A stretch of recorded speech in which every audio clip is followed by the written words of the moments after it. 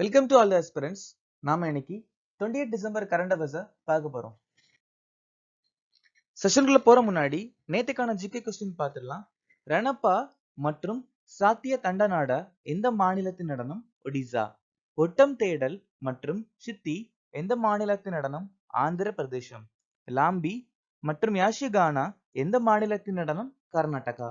தாலு மற்றும் குன்பி எந்த மாநிலத்தின் நடனம்? கோவா. சிக்கிம் மாநிலத்தில் இருக்கக்கூடிய பழங்குடியினர் பூட்டியா, காஸ், லெப்சாஸ் மற்றும் லிம்பு.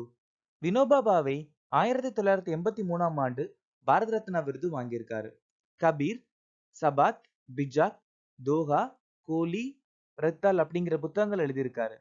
நீதித்துறையின் சுதந்திரம், முன்னுரை மற்றும் அடிப்படை உரிமைகள். இந்த விஷயங்களை நாம அமெரிக்க நாட்டுல இருந்து எடுத்துக்கிட்டோம். சண்டக்பூ மேற்கு வங்கத்தின் மிக உயரமான சிகரம். 9வது ஐந்தாண்டு திட்டம் 1997 இருந்து 2002 வரைக்கும் நிலுவையில் இருந்துச்சு. இந்த ஐந்தாண்டு திட்டத்துல நாம சமூக நீதி மற்றும் சமத்துவத்துடன் கூடிய வளர்ச்சிக்கு முக்கியத்துவம் அளிச்சிருந்தோம். பிரதமரின் கடமைகள் பிரிவு 74 சொல்லியிருக்காங்க.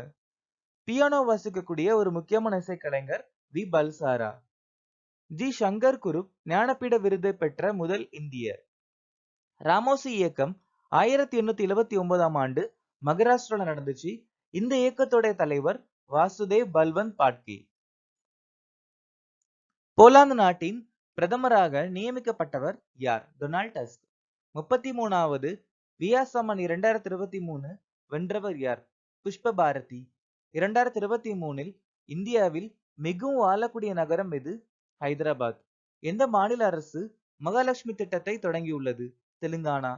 நயா பாரத் கா சம்வேதா புத்தகத்தை வெளியிட்டவர் யார்? ராம்நாத் கோவிந்த். ஃபிக்கியின் தலைவராக நியமிக்கப்பட்டவர் யார்? ஃபிக்கி அப்படிங்கிற அமைப்புடைய தலைவர் அனிஷா. அருண் சின்ஹா தேசிய தொழில்நுட்ப ஆராய்ச்சி அமைப்பின் தலைவர். ராஜேஷ்குமார் சிங் DPIITயின் செயலாளர்.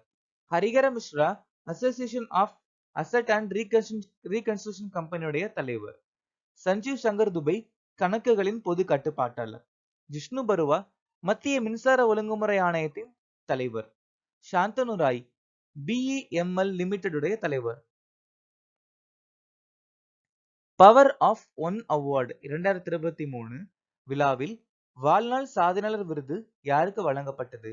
ஐநாவுடைய முன்னாள் தலைவரான பான் கி மூனுக்கு இந்த வாழ்நாள் சாதனையாளர் விருது கொடுக்கப்பட்டிருக்கு.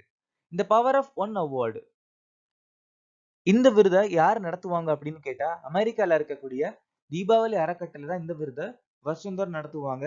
இந்த விருது ராஜதந்திரத்துக்கான ஆஸ்கர் விருதுகள் அப்படின்னு சொல்லுவாங்க.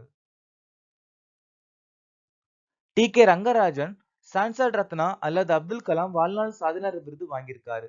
நவீன் ஜிண்டால் டெக்சாஸ் பல்கலைக்கழகத்தின் வாழ்நாள் சாதனையாளர் விருது வாங்கியிருக்காரு. ஜெயந்த்வீர் நர்லிகர் கோவிந்த் ஸ்வரூப் வாழ்நாள் சாதனையாளர் விருது வாங்கியிருக்காரு. அம்பை அல்லது CS லட்சுமி டாடா இலக்கியம் வாழ்நாள் சாதனையாளர் விருது வாங்கியிருக்காங்க. மைக்கேல் டாக்லஸ் சத்யஜித் ரே வாழ்நாள் விருது 2023 வாங்கியிருக்காங்க. 2023ஆம் ஆண்டிற்கான டைம் இதழின் தலைமை நிர்வாக அதிகாரியாக யார் தேர்வு செய்யப்பட்டுள்ளார்? ஓபன் AI அப்படிங்கிற நிறுவனத்துடைய CEO சாம் ஆல்ட்மன் தான் இந்த விருது வாங்கியிருக்காரு. போன வருஷம் டைம் இதழின் ஆண்டின் சிறந்த நபரா வோலோடிமிர் செலன்ஸ்கி தேர்வாயிருக்காரு. அதே மாதிரியே டைம் இதழின் இந்த ஆண்டின் சிறந்த நபரா டெய்லர் ஸ்விஃப்ட் தேர்வாயிருக்காங்க.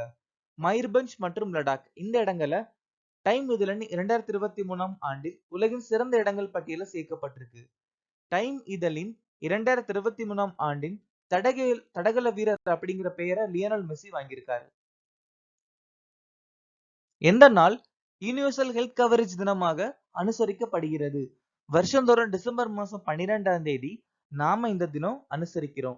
இந்த வருஷத்துக்கான மைய கருத்து அனைவருக்கும் ஆரோக்கியம், செயலுக்கான நேரம். டிசம்பர் 2 தேசிய மாசு கட்டுப்பாட்டு தினம், உலக கணினி கல்வியறிவு தினம். டிசம்பர் 4 இந்திய கடற்படை தினம். டிசம்பர் 5 உலக மண் தினம். டிசம்பர் 7 சர்வதேச சிவில் விமான போக்குவரத்து தினம், ஆயுதப்படை கொடி நாள். டிசம்பர் 9 சர்வதேச ஊழல் எதிர்ப்பு தினம். டிசம்பர் 10 மனித உரிமைகள் தினம்.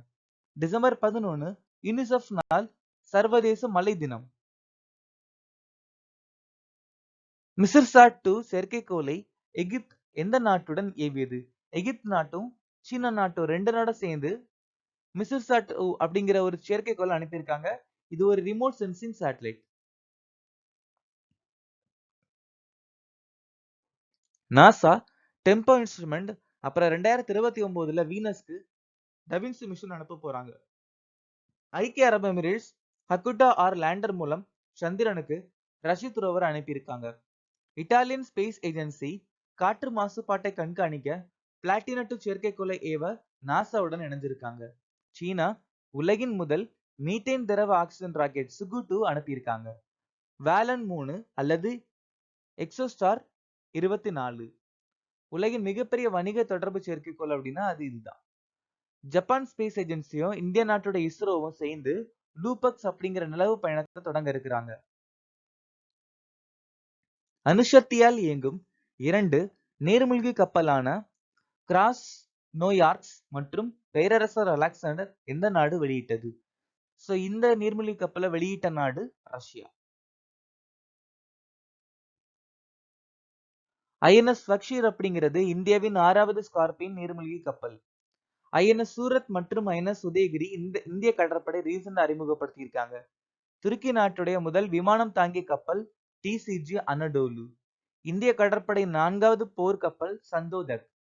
NAISS மற்றும் NADS அம்சங்களை ஐஎன்எஸ் தேகா கப்பல்ல ரீசெண்டா அறிமுகப்படுத்தியிருக்காங்க. இந்தியாவின் மிகப்பெரிய ஆய்வு கப்பல் ஐஎன்எஸ் சந்தாயக்.